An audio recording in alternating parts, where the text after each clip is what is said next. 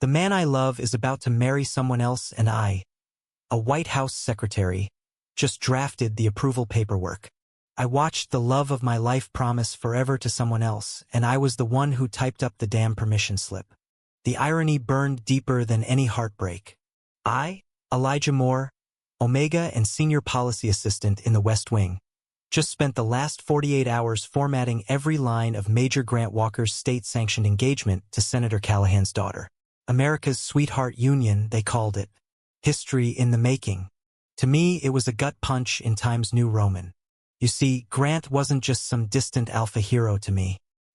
He was the man who once held my hand on a South Lawn bench at midnight, the man whose scent haunted my pillow long after he left my bed, the man who whispered against my skin that he wanted more. And now, he was marrying a woman because the president needed a perfect alliance, and politics always won. But let's rewind a little because this story didn't start with heartbreak. It began with magic. 2 years ago, I had just landed the job of a lifetime. White House junior clerk. Fresh-faced, beta-coded but Omega-born, I was determined to keep my head down and climb up. The West Wing was a battlefield cutthroat, brilliant, and buzzing with men and women who had claws hidden behind smiles. That's when I met Major Grant Walker, decorated war hero, alpha-coded diplomat, a man who walked like he carried thunder in his bones and mercy in his eyes. He wasn't just admired, was mythologized. But under all that, he was unexpectedly kind. Charming, yes, but in a way that saw past people's masks. I learned that firsthand the night I spilled coffee on his classified brief. He should have barked at me. Instead, he laughed. That rich, low laugh that felt like warm bourbon and bad decisions. Looks like this mission's going to have a few stains, he joked, reaching for a napkin and helping me clean it up. After that, things moved fast. Not in public, of course. Omegas and alphas weren't supposed to mix in the West Wing, especially not ones from vastly different stations. But behind closed doors, midnight phone calls, glances across briefings, secret rendezvous in an used map room sway were everything. And maybe that's where I went wrong. Because when Grant started getting notice I'd be the president, by donors, by the public eye, I told myself I was okay being his secret. I swallowed every silence, every half-step behind him, every quiet goodnight, until the engagement was announced. It wasn't love. That's what he told me in the war room 2 days before the press release. It's politics, Eli. We both know this is bigger than us. He didn't even look at me when he said it. Just kept typing like we were discussing climate policy. I wanted to scream. I wanted to throw every tender memory back in his face and ask if any of it mattered. But I didn't, because I was Elijah Moore, and I was taught that dignity is sharper than vengeance. So I walked out, and then I drafted the paperwork. It was standard protocol. All White House personnel marrying within political parties needed formal review. Since Grant was marrying Senator Callahan's daughter, the union needed ethical clearance.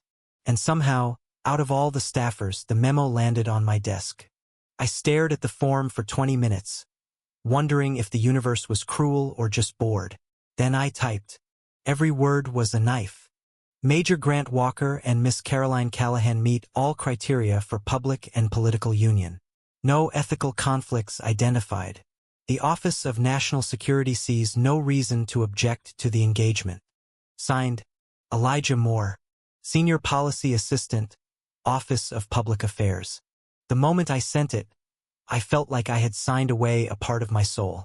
The wedding was to be held at the Kennedy Gardens, a private White House ceremony with high-level guests.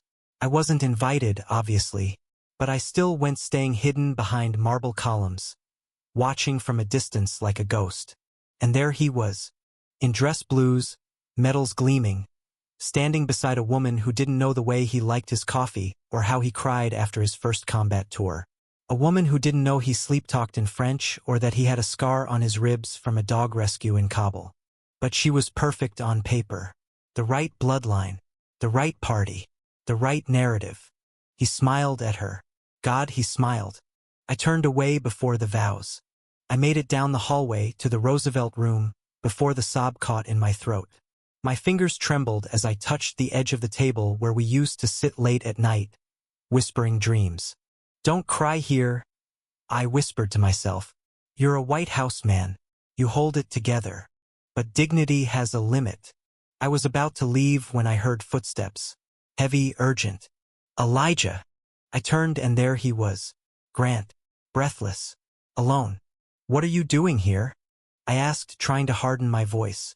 He walked closer. You left before I could talk to you. You've said enough. The paperwork speaks for itself. No. No, Eli, I didn't sign it. My chest clenched. What? I couldn't. I told the president I couldn't go through with it. I walked out. I didn't believe him. I couldn't believe him. Until he pulled out the folder still and signed. I thought I could give up love for duty. But every time I looked at her, I saw you. Every time I rehearsed the vows, I heard your voice. I can't build a perfect future without the only person who made my past worth anything. Silence stretched. My heart beat like it was trying to claw out of my chest. You walked away from everything, I whispered. For me. I'm not choosing between love and legacy anymore. I want both and you're both, Eli. He stepped closer. I could smell his cologne, faint and familiar. His hand cupped my jaw with the gentleness of a man who'd once feared breaking me. Say you'll take me back. I didn't say anything. I kissed him instead. The media spun their own version, of course. Said he took time to reevaluate priorities.